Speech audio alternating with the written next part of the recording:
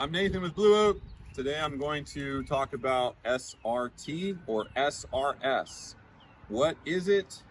How do you get into it as easily as possible? We're going to go over several different methods of how you can climb SRS or SRT. And those terms, those letters, they are pretty much interchangeable. Like I'm going to use them interchangeably. SRS means stationary rope system. SRT means single rope technique. And like I said, I'm going to use them pretty much interchangeably. So what is it? It's a climbing technique opposed to DDRT, which is dynamic double rope technique, otherwise known as MRS, moving rope system. So again, these terms, the old style was DDRT and SRT, and now they're changing it to SRS, MRS. They're not exactly the same things, but you can pretty much use those terms interchangeably. DDRT is MRS, and SRT typically is SRS. Okay? Without going any further into that breakdown, why would you want to switch over from DDRT or MRS to SRT or SRS? The reason is it is much, much faster. Now, the industry still predominantly uses DDRT. And I've already made a video on what DDRT is. So if you don't know what DDRT is, you should start by looking at that. But it feels better. You can rappel easier. You can adjust yourself. You don't need a foot ascender with DDRT. With SRT, you need foot ascenders and a chest bungee. So DDRT is simpler and it's less expensive to get into at first. You don't need to buy as much gear, and it's it's a little bit easier to maneuver throughout the crown in a DDRT setup as opposed to SRT.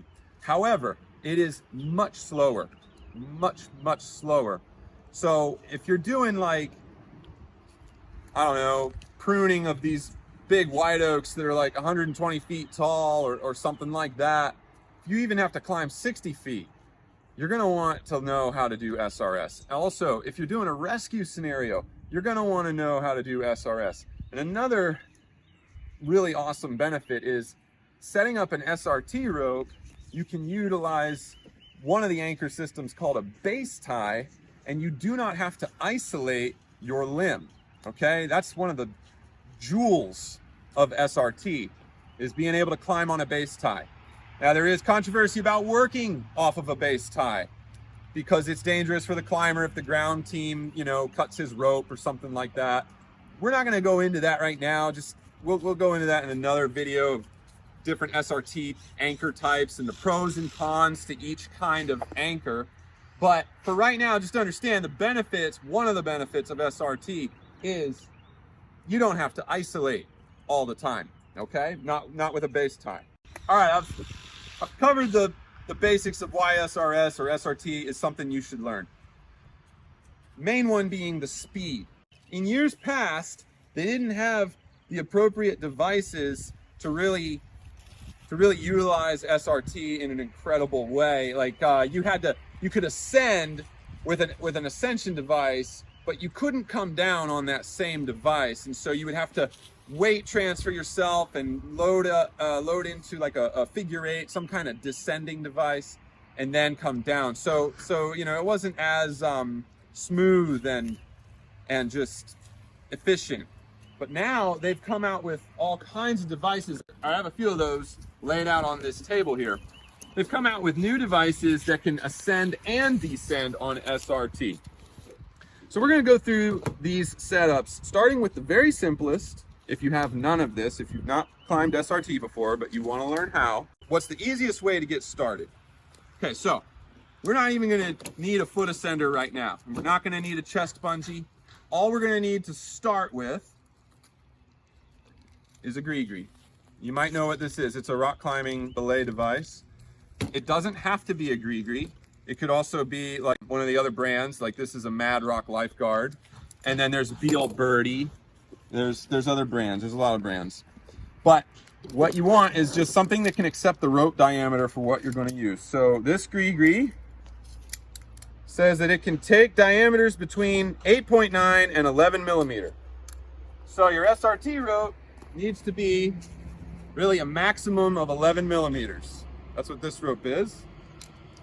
Now, how is the GriGri going to help us do SRT? You might be wondering.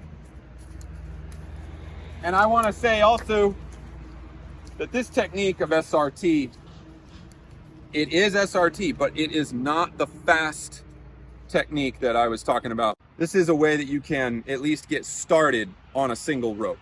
You're going to need to build yourself 3-to-1. Okay, so you load your GriGri, and the reason why you don't need a foot ascender is because you're essentially going to build 3-to-1 and pull yourself up. Now this is a simple hand ascender, and then it has a hole in it for this clip and go by Petzl. There's other ways. There's other equipment you can certainly use. You don't have to use this. But there you go. That's the basic setup right there. As you pull yourself up, you have 3-to-1 mechanical advantage, so you can pull yourself up with ease, but you do have to keep on advancing this as you go. So that's the drawback. It's actually slower than DDRT. Okay? So not the industry standard. Also, you have to remember to retrieve your ascension tool before you come down. Otherwise you end up leaving that behind. Again, this is not the ideal SRT system, but it is a system if you have nothing else and you want to like figure out how to get started. All right, the GriGri is easy to rappel off of.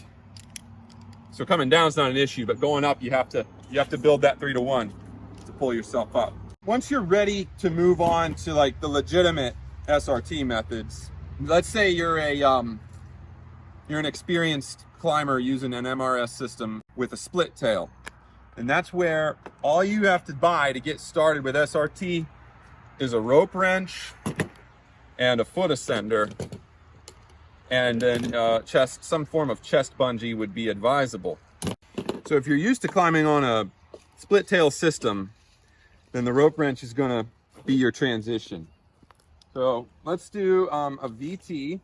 So let's say that's our, except our friction hitch ain't grabbing, so I might need to add a wrap there. It'll suffice. You get the idea. I'm not going to climb on it right now. The only thing we got to do to make this SRT compatible is throw a rope wrench in. I think it was Kevin Bingham who came up with the rope wrench, and it started to just totally change the industry. What it does is it puts a slight bend in the rope, just a very slight amount of bend. Let's go ahead and install it the way it's meant to be installed. Okay, you can get by with just clipping one side. You don't have to clip both sides. Like in a rescue scenario, arguably, you don't want to take that time to clip both sides. Anyway, what it does is it puts a very slight bend in the rope and it won't bind up. All right. If you're ready to make a bigger plunge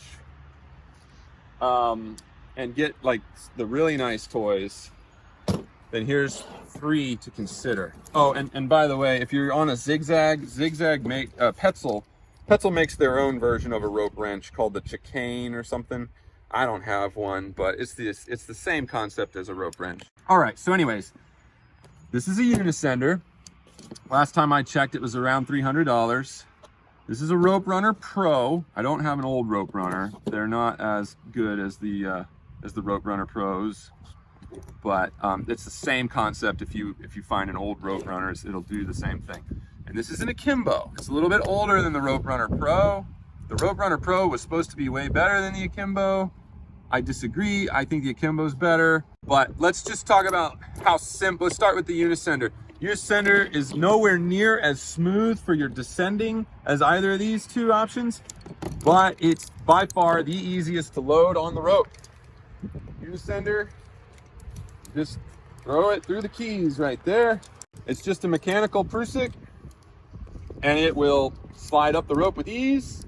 it goes up like so easily. It goes up so easily, and it really can accept a much wider range of rope diameters than the other devices can. It has this little hole right here. This top attachment point is to clip your chest bungee to. If you don't have a chest bungee, you can throw your lanyard over your shoulder and clip to that, and it'll track up with you as you use your foot ascender, okay? Or you can use this as a DDRT device. So you would clip to here with the other end of your rope. That's the Unisender. I think it's a fantastic tool. It's not, if you're doing SRT like all the time, then an Akimbo is probably the way to go. But this is a fantastic tool. I love this Unisender. I learned SRT on the Unisender. I don't use it anymore, but I have it as a spare for the rescue situation. I'm gonna do the Akimbo now. That was the next one I got. The Akimbo and it does not come with this Petzl swivel and the DMM carabiner. I've added that on, but so you just have a normal attachment point right there to get to. The Akimbo is very, very weird and fidgety at first. You have to learn how to open it up, and then you've got friction adjustment settings right here. The main drawback of the Akimbo is it has a kind of narrow window of rope diameters that it can really easily work with. Now, 12 millimeter ropes it tends to work okay with. And 11 millimeter it tends to work okay with. It's very touchy though. Like even the humidity in the air can change the friction and how this will travel on your rope. Obviously things like pine sap or a dirty rope are gonna make big differences in your performance on this. So every time before you climb, you're supposed to hang on it, bounce on it, and make sure that it's not tracking down. You don't want it to be too tight to the point where if you don't push down on this bird, it should go down, okay? So if you have it too tight, then that won't go down and then you're stuck. If you have it too loose, then it won't hold your weight. And so there's this like really fine balance point between holding your weight and then being able to come on down. You have to play with these friction settings, and you have to have a suitable rope to use the Akimbo. I actually had to buy a new rope just for my Akimbo when I first got this Akimbo. So that was a big drawback for me, but it was totally worth it. Okay, now I want to also say, look, the Akimbo has this much extension on it, okay? Like, don't go to my carabiner, technically go to this silver thing. That's the extension. So it's nice and compact. That's the extension right to there, right? That's really nice when you're hanging from a spar and you're working a spar down. And you have to be really close to your rope. Also, the Akimbo goes on the rope. Once you learn how to get it open and flip it on there, it goes on pretty quickly. Not as quickly as the Unisender, not as simple, but it's still pretty simple. The Rope Runner Pro. Everybody is like raving about this being the best device on the market. Okay, well, it's a good device, but look at how much harder it is to get it on this rope. First of all, you have to play with these little quick, I forget what these things are called, these little slick pins. That's what they are. You got to play with these slick pins, and they're all quadruple locking. And then you got to put it in the bird and close it. Then you got to open up this sheave over here and get the rope into that sheave. You got to push that quick pin over again, kind of move it out of the way. It's very fidgety. Okay, and then you close it there. Then you still got one more you got to put it in, and you got to get it in between the pulley and that sheave. Now this quick pin or slick pin, whatever, you don't have to pull it out all the way, thankfully, not with the Rope Runner Pro. I think the old Rope Runner, you could actually be dropping essential pieces of the equipment if you weren't holding them in your hands while you're doing this. So they fixed that with the Rope Runner Pro, and that's a lot better. That way you don't accidentally drop your, pulley sheave or something while you're in the tree. But anyway, Look at how much more extension. And again, it doesn't come with a swivel in this carabiner. So from right here to right here, look at that much extension compared to that. This is way more compact. When you're hanging from a spar, and I'm like right here, hanging from a spar, I like to have minimal extension right here, okay? Especially if I have a rope bridge that I can't adjust in. So I like to have less extension. The Rope Runner Pro puts me a little bit further back. You might not care about that extension. It is very smooth, but it is not easy to adjust. You can't adjust it on the fly like the Akimbo. You have to have Allen wrenches to get into here, and you have to make those adjustments. Now, I've been told that, you know, if you spend that time to adjust it and you keep it matched up with just one rope, then it is extremely smooth. And that's true, right? It's very, very, very smooth. But I don't like how difficult it is to adjust. I can't adjust it on the fly. I also don't like the extension. I also don't like how complicated it is to get it on the rope. I can teach somebody how to use this Akimbo, and it'll take me quite a while to teach them how to use this Akimbo. It'll take me a ridiculous amount of time how to teach, you know, to teach somebody how to do this. It's so confusing when you're first practicing it. So good luck having a ground guy who doesn't climb very often come rescue you if this is what he has to put on the rope. He's not gonna be able to figure it out, okay? Another thing, and this is really the deal breaker for me for the Rope Runner Pro. The Rope Runner Pro, and I'm gonna just put this Akimbo way down there. The Rope Runner Pro cannot utilize a 3-to-1 advantage. Now with SRT, there are many scenarios where you're like out on a limb and you want to reel yourself back in. With DDRT, you can just go hand over hand and reel yourself back in. With SRT, you can't do that. It is much harder to pull yourself with your arms. So you might want to throw in a 3-to-1 system. That same 3-to-1 system that I showed with the Gree can work with these devices, except for the Rope Runner. When we put the tail from underneath up through another pulley above us, then the whole device collapses and it becomes unsafe. It actually kind of collapses itself in such a way that it's not designed, and it won't always hold you like this. So the manual even says, do not do this, okay? So you can't really utilize a 3-to-1 boost advantage the same way that you can with the Akimbo. With the Akimbo, look, I'm gonna see how long it's taking me to take this off. And I'm like, granted, I mean, I'm not using this thing every single day, but I'm decently experienced with it, and it still takes me a while. The Akimbo can utilize the 3-to-1 advantage with no consequence to its holding power. Has no consequence. It doesn't collapse the device to the point where it is no longer holding you. Okay? So there you go. I've pretty much done my review between that and that, aside from me actually climbing and demonstrating them in the tree. But if you haven't bought either one of those, I advise the Akimbo, okay? If you have bought this because you believe the rant and rave, then great. It's still a good device. It's worth it. I don't think it's as good as the Akimbo. All right. So, those are the devices. Now, I didn't talk about foot ascenders yet.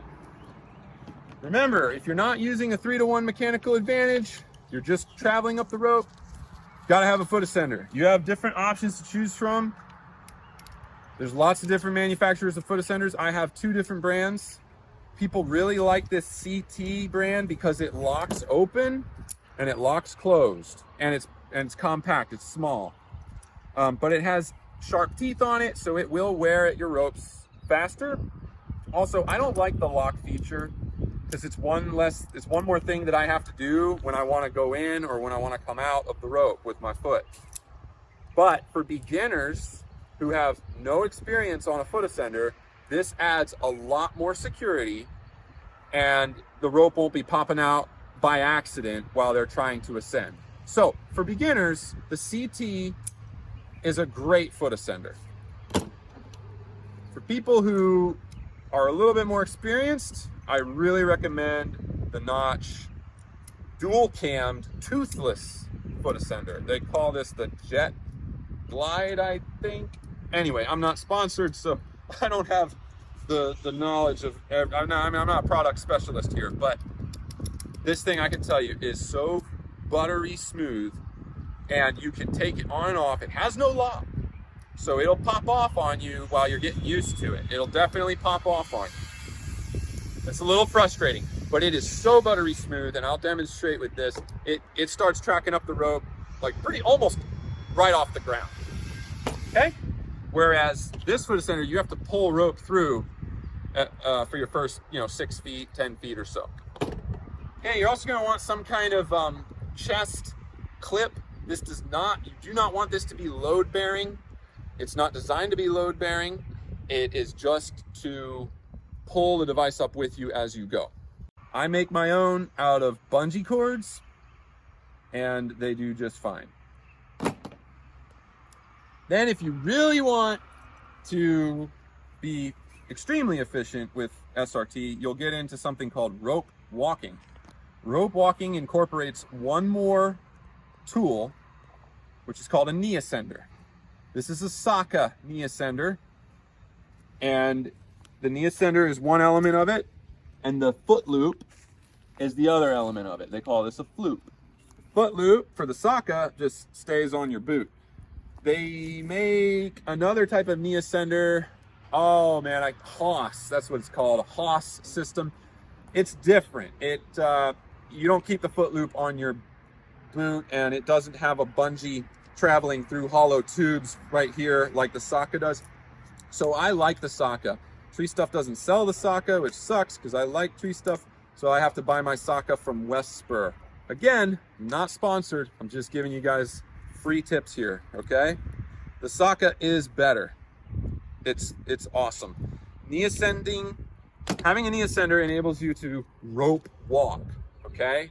It's like having 2 foot ascenders, but you don't want 2 foot ascenders right next to each other because they'd be bumping into each other on the rope. So that's why you have one that hovers around knee level, but it has to go to a foot loop. As you climb, it travels up the rope and it keeps on going. All right, so now you don't need this to get started with SRT. It'll definitely cost you a lot extra to buy a Saka, but it's worth it. It's worth it down the road. So just take my word for it. You'll thank me later. It's worth it. All right. But if you can't afford it right away, just start with an akimbo and a foot ascender. That would be my best advice. If you really can't afford that, then start with a rope wrench and a foot ascender. Hey, I hope this video was helpful for you guys. Give it a thumbs up if it was, and be sure also to check out this video on SRT techniques if you're new to SRT climbing.